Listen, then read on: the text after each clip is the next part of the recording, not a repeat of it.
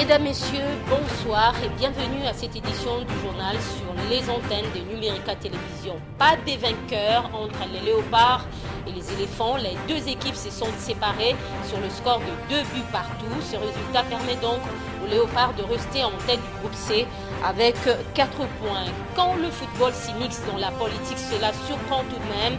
Et avec surprise, les léopards ont réussi à dicter ou à imposer une ligne de conduite aux princes de l'Église catholique qui ont suspendu les travaux autour des arrangements politiques entre majorité et opposition. La fièvre d'hystérie du sport roi n'a pas peur de qui que ce soit. En tout cas, elle contamine ou atteint presque tout le monde. Mesdames, Messieurs, voilà tout pour les sommaires. Bienvenue encore une fois à cette édition du journal. Direction la ville d'Oyem au Gabon où les léopards viennent de tenir en échec les éléphants de la Côte d'Ivoire, tenant du titre et score du match, 2 buts partout. Nesken Kebano et Junior Kabananga ont marqué les 2 buts des léopards de la République démocratique du Congo. Suivons les 3 des 4 buts marqués au cours de cette rencontre sportive.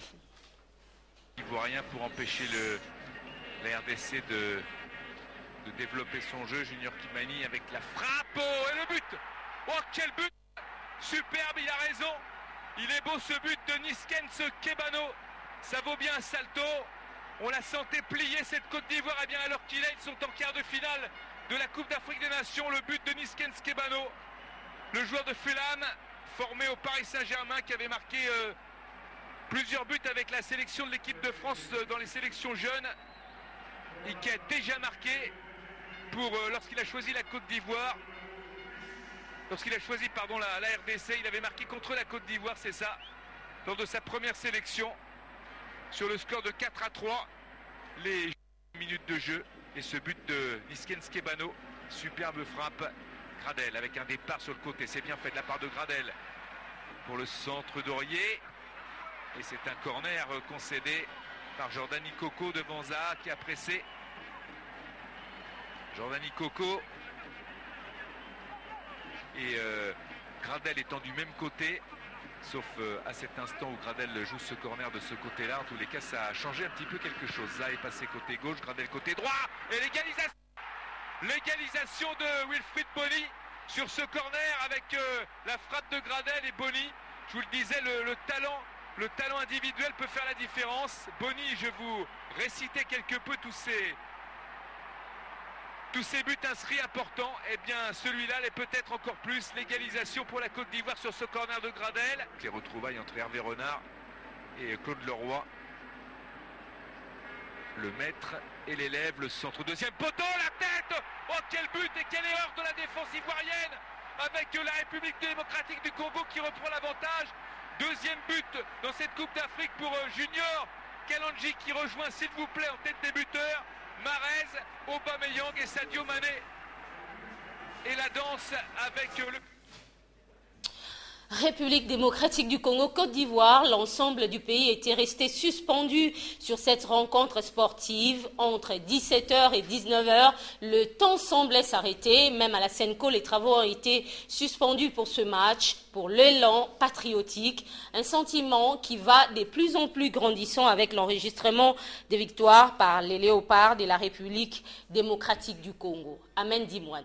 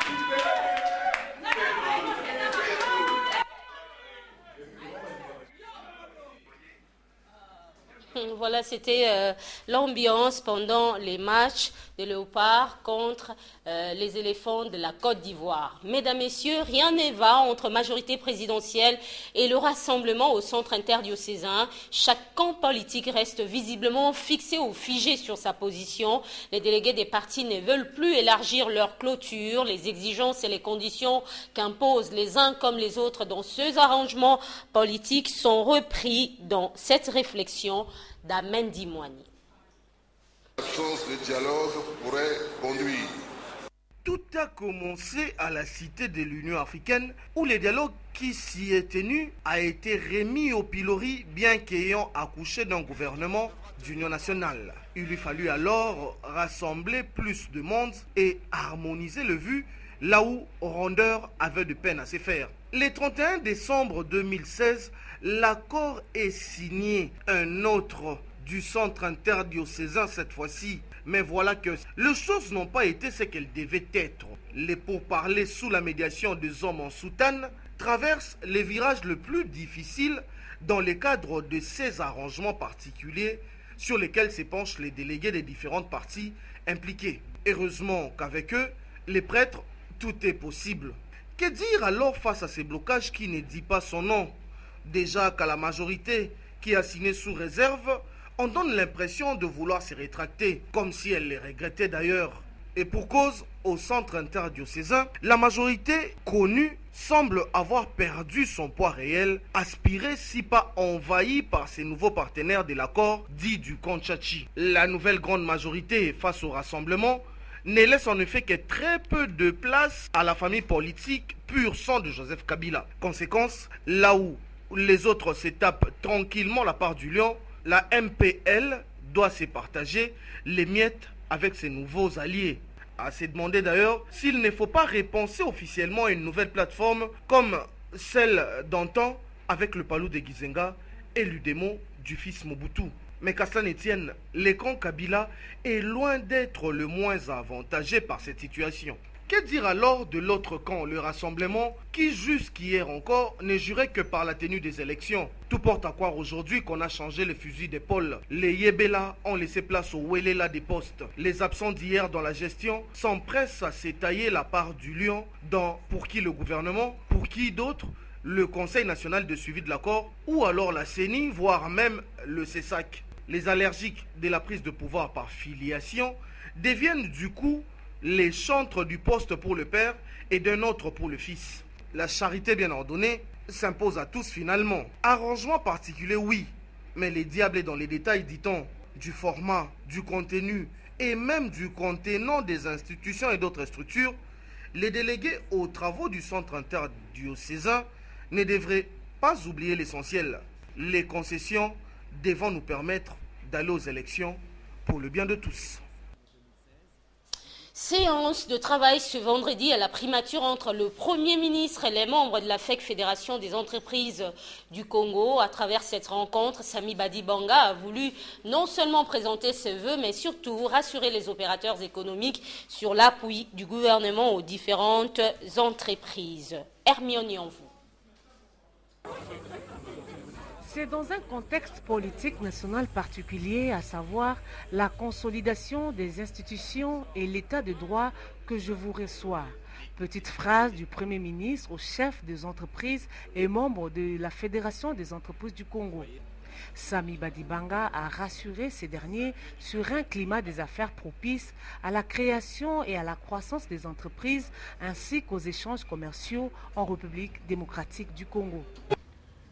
Plus qu'ailleurs, les entrepreneurs du Congo ont le regard tourné vers le gouvernement, dont vous attendez de façon tout à fait légitime et naturelle des actions fortes qui permettent la relance de l'économie et le développement de vos projets. Un contexte économique et financier d'autre part qui apparaît difficile. En effet, la chute des cours des matières premières a frappé et continue de frapper durement les entreprises et le budget de l'État. Notre défi à tous ici est le même. Relancer l'activité, juguler la crise et créer des emplois. D'autre part, La relance de la croissance économique doit permettre de financer les élections qui contribueront à consolider nos institutions, notre démocratie et l'état de droit dont ont besoin les entreprises pour développer leurs activités et investir dans leurs projets en mettant en œuvre leur vision à long terme. La cérémonie s'est déroulée en présence des autorités du pays, dont le président de l'Assemblée nationale, le tout couronné autour d'un repas. Quittons la primature et rendons-nous à un autre ministère. Le ministre d'État et de la fonction publique a organisé une petite table ronde axée sur la réforme de l'administration publique. Michel Bongongo a étalé les bénéfices des diverses restructurations opérées depuis 2003 dans les ministères et autres entreprises publiques. Une dizaine de ministres a pris part à cette séance de travail. Bienvenue Babois et Alain Zongola. Pour donner une nouvelle impulsion à l'administration congolaise, il était impérieux de réviser le cadre, a fait savoir Michel Bongongo.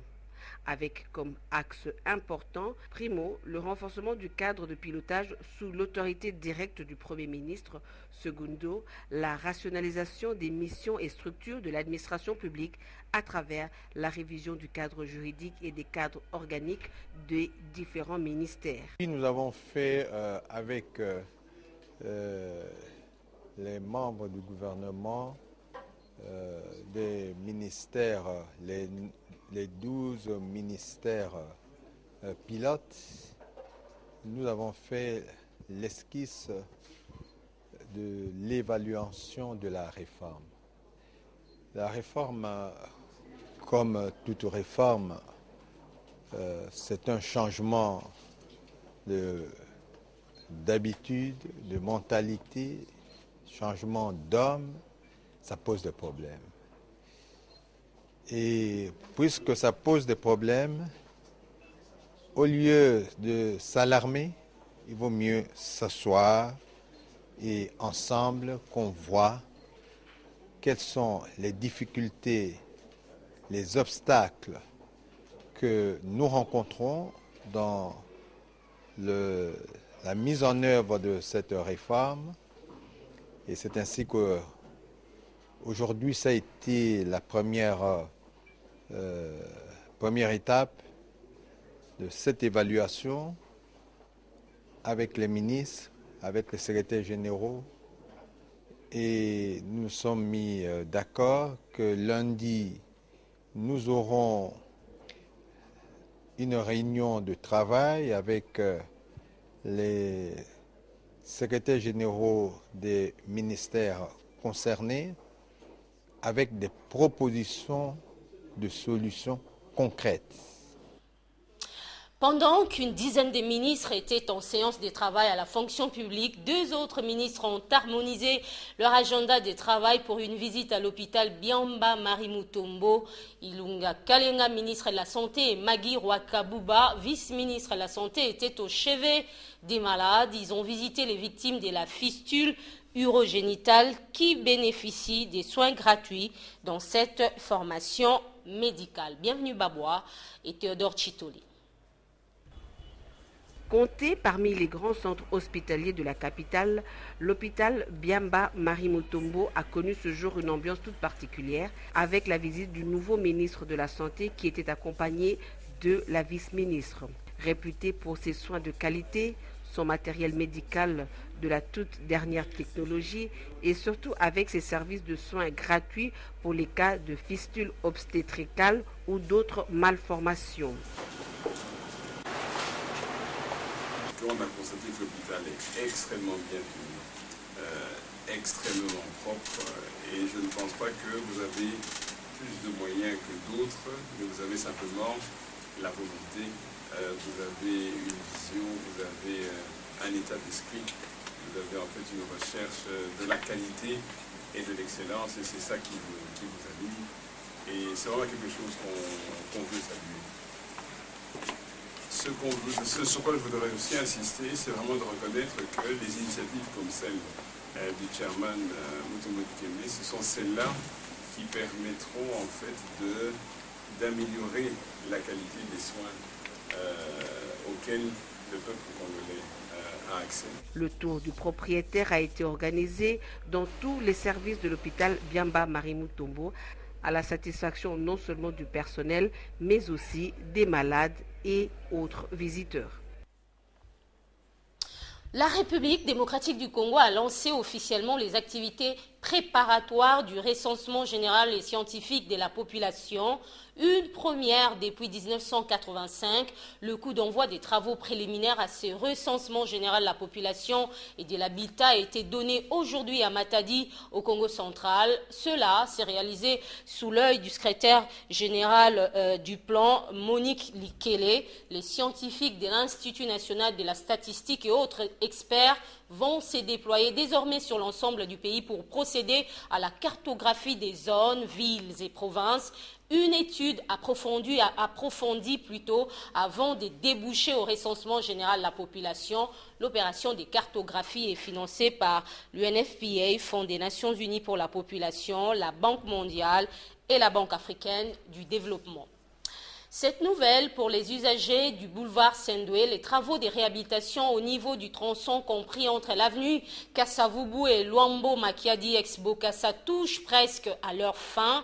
Le trafic sur cette partie de la route sera opérationnel à partir du week-end. Des garanties données par l'OVD, Office des voiries et drainage. C'est un reportage signé Anita Kangoudia et Eric Ndongala. Avant les travaux, ce tronçon a connu une dégradation qui causait des désagréments aux usagers de cette route. Des nids de poules qui faisaient sérieusement obstacle à une bonne circulation des véhicules, créant ainsi les embouteillages. 10 jours de travaux ont suffi à l'Office des voiries et drainage pour que ces tronçons redeviennent enfin praticables, avec une couche de goudron de plus ou moins 4 cm d'épaisseur. Les travaux consistaient à réhabiliter la couche de fondation, la couche de base ainsi que la couche de roulement. C'est ce que nous avons fait. Malheureusement, ça a pris plus de temps que prévu parce que nous sommes en saison de pluie.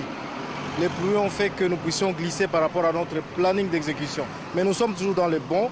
Aujourd'hui, c'est le dernier jour où nous posons la couche de roulement sur la zone qui a été réhabilitée totalement. Et après cette couche de roulement, le goudron qu'on est en train de poser, on va passer au renforcement systématique à partir du petit marché jusque plus loin vers l'église Amen. Selon les experts trouvés sur place, ces dégradations étaient principalement causées par l'humidité due à la proximité avec la natte aquifère. Le coût total de ces travaux de réhabilitation s'élève à 200 000 $ américains.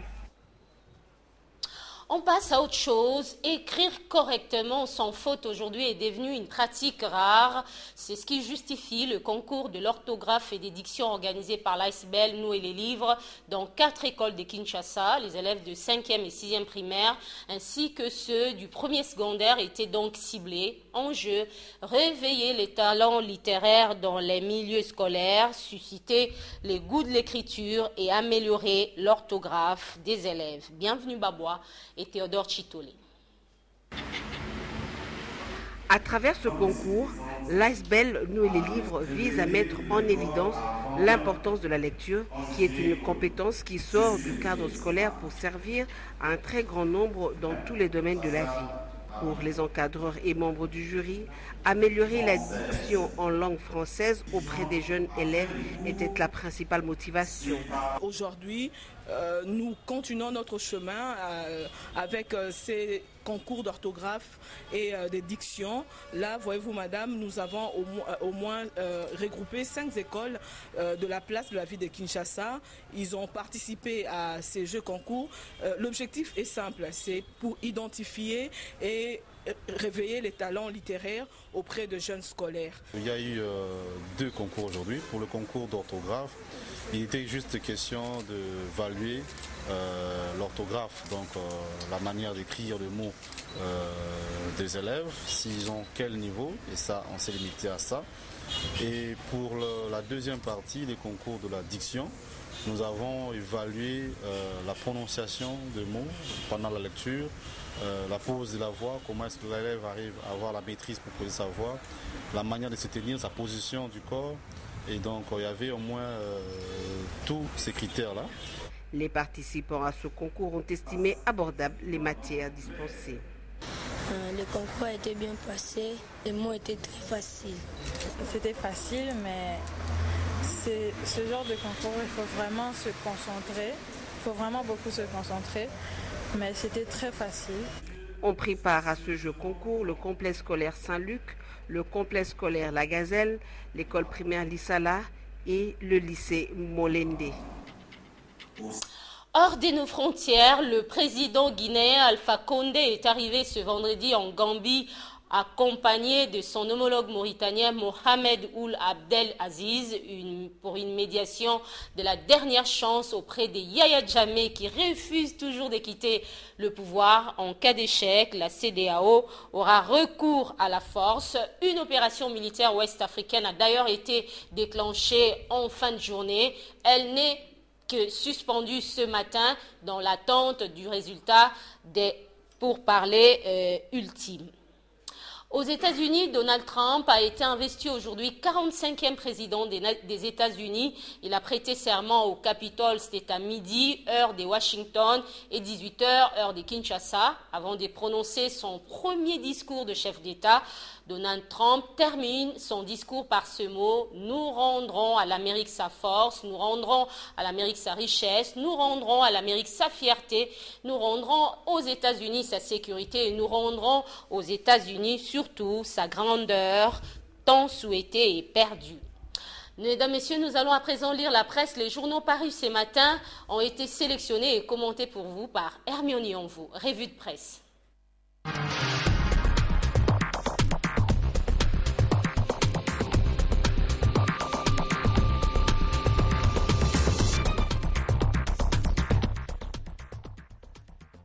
Les assises du centre interdiocésain encore et toujours font la une des journaux. Atomisation des discussions directes, le rassemblement au banc des accusés titre la prospérité. Le journal publie l'analyse d'un politique qui invite Étienne Tshisekedi à resserrer autrement ses rangs s'il faut organiser en République démocratique du Congo une transition pacifique et non conflictuelle ainsi que des élections apaisées. Ce qui fait dire à l'avenir que le rassemblement est au cœur du blocage. Le journal dénonce l'escroquerie sociale dont le responsable est coupable se présente sous le label Rassemblement. Très tranchant, ces groupes ajoutent le tabloïd, affiche désormais son attachement à servir les intérêts des étrangers. Et la majorité présidentielle invite le rassemblement au respect des pratiques constitutionnelles. Pour la MP, le rassemblement est tenu de présenter au moins 5 noms de personnalités candidates au poste du Premier ministre, car le pays a besoin d'un Premier ministre qui doit collaborer avec le président de la République pour atteindre les deux objectifs, à savoir l'organisation du processus électoral et l'amélioration du social des Congolais. Forum des As qui revient sur le sujet ajoute que cette exigence est conforme à la rationalité politique qui reconnaît au chef de l'État le droit de refuser et donc de désigner un Premier ministre selon le pouvoir discrétionnel qui lui est connu. La tempête des tropiques ne le voit pas de cet œil. Selon le tabloïd, la majorité veut raviver la tension. Pour ce faire, nulle part n'est écrit dans cet accord que le rassemblement est tenu de présenter au moins 5 noms de personnalités au poste du Premier ministre pour permettre au président de la République de désigner en toute prérogative et en toute sérénité la personnalité à nommer à ces postes. Seul le rassemblement est engagé à un débat sincère pour présenter la personnalité digne d'assurer les hautes charges avec responsabilité pour l'intérêt de tous. Géopolis Hebdo revient sur la visite du président congolais Denis Sassou Nguesso. Le journal qualifie cela d'un mystère. Selon le tabloïd, Sami Badibanga, un des artisans de l'accord du 18 octobre 2016, conditionnerait sa démission par certaines garanties sur sa place dans le prochain gouvernement. Toutefois, le journal espère un atterrissage en douceur par rapport à cet accord du 31 décembre 2016.